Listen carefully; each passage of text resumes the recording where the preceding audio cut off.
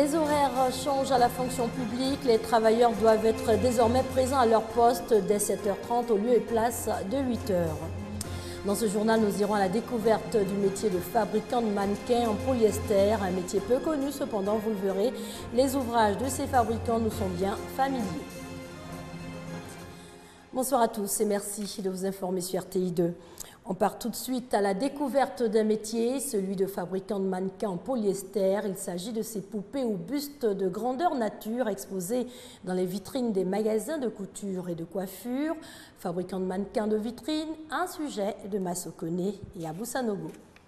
Fabricant de mannequins à base de polyester, c'est le métier qu'exerce Marcelin. Un métier peu connu, mais dont les créations ne nous sont pas si étrangères. Il n'est pas rare de voir ces mannequins arborant des tenues vestimentaires dans les vitrines de magasins. Des mannequins devenus presque indispensables dans le domaine de la mode. On utilise les mannequins parce que au moins ça permet de mettre en évidence les habits qu'on vend. Et puis les modèles sont plus vus à travers les mannequins. Avec les mannequins, ça fait plus joli. Au lieu d'accrocher sur les cintres pour mettre en vitrine, on préfère mettre les mannequins. Ça dessine plus les modèles. Et ça donne envie de payer. Il y a d'autres qui sont un peu exigeants. Ils veulent voir de près comment ça est sur un homme bien, comment ça sera sur lui-même.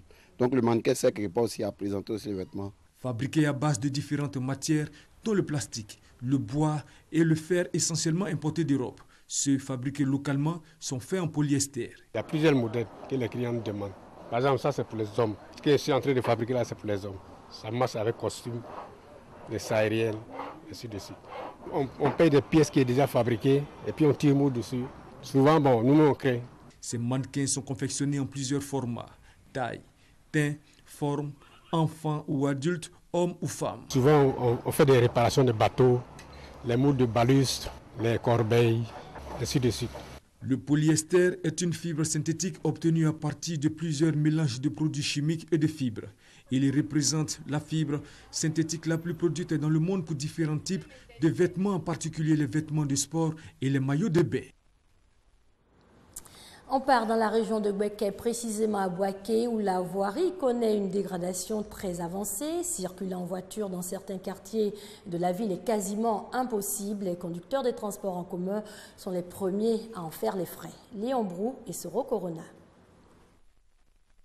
Route cabossée par endroits ou tout simplement coupée, conséquence, les automobilistes obligés de rouler à pas de tortue. De Belleville à Ndakro, en passant par Broukro et le quartier zone industrielle, circuler en voiture dans les quartiers à la périphérie de Bouaké est un parcours du combattant. Vraiment, on a problème de route à Bouaké ici. Très problème de route à Bouaké ici. On ne peut même pas travailler à cause de la route. De la pharmacie, au bord d'Arassa, la route est très dégradée. Il n'y a même pas de route. À Bouaké, certaines rues reliant des quartiers ont presque disparu. C'est le cas de la voie entre Belleville et Dar es Salaam. L'état de la route est impraticable. Le plus souvent, pour que les passagers même passent, c'est un problème. En plus forte raison en juin. C'est très cher. Pour emprunter du marché ici, là, on peut pas 400, 500. En moto bien. En moto. Taxi ne peut pas rentrer ici. Premier à payer le tribut du mauvais état des routes, les transporteurs, l'état physique de leurs véhicules en souffrant. La route de Ndagro, ce n'est pas la peine. Ça nous fatigue trop. On est en train de changer les accessoires de voitures chaque jour. Donc si on peut faire quelque chose pour nous, même si on ne goudronne pas, si on gratte, là ça nous plaît beaucoup. On veut que vraiment le maire n'a qu'à voir ce cas, quoi. Qu'à bien arranger la route pour qu'on puisse s'en sortir, quoi. On n'arrive même pas à rouler parce qu'il n'y a pas de route. Il n'y a même pas de route même. Ça seulement, il n'y a même pas de route. Réhabilitation des rues de Bouaké, le cri du cœur des populations n'est pas sans écho. La municipalité entreprend des travaux de reprofilage. Le carrefour de Botio, au niveau de Broukro à Ouniasso, c'est une voie. Les deux bretelles ont été réhabilitées. La section route corridor sud, c'est la même chose. Ce sont des voies que nous réhabilitons sans cesse, en attendant que le bitume ne passe par là. Et c'est notre devoir de le faire et nous le faisons. C'est pourquoi on a mis à contribution, en tout cas les responsables même des quartiers, de sorte à nous remonter chaque fois que le besoin est, en tout cas des difficultés qu'il y a. Les travaux de reprofilage des routes ont démarré en 2014. Reste à étendre ces opérations à l'ensemble du réseau routier interne à la commune et la circulation à Bouaké s'en trouvera aisée. Désormais, ils devront être beaucoup plus tôt au travail, précisément à 7h30 au lieu et place de 8h. Les horaires changent à la fonction publique. Fonctionnaires et agents de l'État sont invités au respect de cette mesure annoncée par le ministère de la fonction publique et de la réforme administrative. Doigt des lasers. Changement d'horaire de travail à la fonction publique de Côte d'Ivoire. 7h30, c'est l'heure à laquelle les fonctionnaires et agents de l'État doivent désormais être à leur poste de travail. L'heure indiquée par le passé était 8h du matin. Cette nouvelle mesure a été instituée par le ministère de la fonction publique et de la réforme administrative pour améliorer la productivité de ses agents dans les administrations et les services publics sur le territoire national. Le ministre de la fonction publique et de la réforme administrative leur demande de se conformer aux horaires de travail réglementaires en vigueur, à savoir le matin, 7h30, midi 30, l'après-midi, 13h30 à 16h30. En appel au sens civique des fonctionnaires et agents de l'État. Pour certains fonctionnaires, la mise en œuvre de cette réforme devra se faire avec des mesures d'accompagnement. Concernant Abidjan, on ne peut pas arriver au travail à 7h30. Il y a des embouteillages. Les fonctionnaires qui travaillent dans la journée, généralement attendent entre midi et 2 pour aller soit à la banque, pour aller payer leurs factures. 1 heure pour se restaurer, se reposer, faire ses courses. Est-ce que c'est possible? Je ne pense pas. Lorsqu'on va pour les entretiens ou pour aller déposer des dossiers dans l'entreprise, souvent on va là, on attend. Et souvent on nous dit à 8h, 9h, mais c'est jusqu'à 10h que les gens viennent au travail. Ça va permettre aux gens d'avoir les papiers dans le temps. Et aussi ça va relancer aussi les activités parce que tous les fonctionnaires seront à leur place.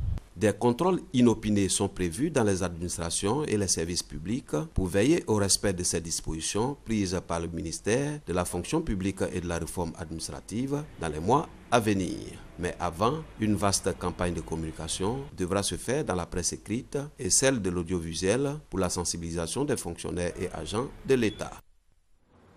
On va parler à présent de ce projet de reboisement, une école 5 hectares. Les élèves du lycée moderne d'Agou ont décidé d'y participer, une volonté qui s'est matérialisée par une opération de planting d'arbres, une initiative soutenue par la direction régionale des eaux et forêts d'Adzopé. Le reportage de Herman Yamien. C'est le lycée moderne d'Agou dans le département d'Adzopé qui a servi de cadre à la cérémonie de planting d'arbres organisée par la direction régionale des eaux et forêts d'Abidjan. Les élèves de l'établissement ont planté à cette occasion du teck sur une superficie de 2 hectares. Cette cérémonie s'inscrit dans le cadre de la mise en œuvre du projet de reboisement Une école 5 hectares de forêt initié par le ministère des eaux et forêts. Ce projet est l'une des approches engagées par l'administration forestière pour répondre à la problématique de la déforestation galopante qui gagne la Côte d'Ivoire. En effet, le pays a perdu en moins d'un siècle 80% de sa superficie forestière. Il faut dire qu'en Côte d'Ivoire, vous voyez déjà les troubles que nous avons dans les différentes saisons. Donc le ministère a jugé bon, dans le but d'amener la reconstitution des forêts ivoiriennes, à amener déjà les Ivoiriens depuis l'école à s'intéresser au reboisement. Le proviseur du lycée moderne d'Agou s'est réjoui de la mise en œuvre du projet dans sa localité. Elle s'est engagée à assurer la réussite de ce projet au sein de son établissement. Ce qu'on plante aujourd'hui, on doit améliorer, on doit entretenir pour que cela donne, n'est-ce pas? Chers élèves, je compte sur vous pour que cela soit entretenu. Ce projet vise à terme à mobiliser 1200 établissements scolaires et à réaliser 6000 hectares de plantations forestières. Il s'agit pour les eaux et forêts de former l'Ivoirien nouveau ayant un comportement éco-citoyen et les élèves relèvent de demain constituent le champ d'expérimentation de ce nouveau projet de citoyens pour qui le respect de la nature doit être un devoir. On évoque les préparatifs de la Foire internationale d'Abidjan. L'événement qui est à sa 5e édition est prévu du 24 mars au 5 avril 2016. Plus de 400 participants sont attendus. Il s'agit des entreprises et des acteurs de développement. Doigt des lasers pour le compte-rendu. Favoriser des rencontres entre les entreprises privées nationales et internationales pour le partage d'expériences. permettre des échanges B2B entre les professionnels pour la promotion de l'intégration économique et commerciale. Voici entre autres les objectifs de la Foire internationale d'Abidjan. Cette plateforme d'échanges commerciaux, culturels et touristiques des pays africains va abriter plus de 400 exposants en 2016 au Palais des Sports de Treichville. Au cours de cette conférence de presse, le commissaire général de la FIA 2016 annonce de grandes innovations, outre des expositions de divers produits industriels et agricoles.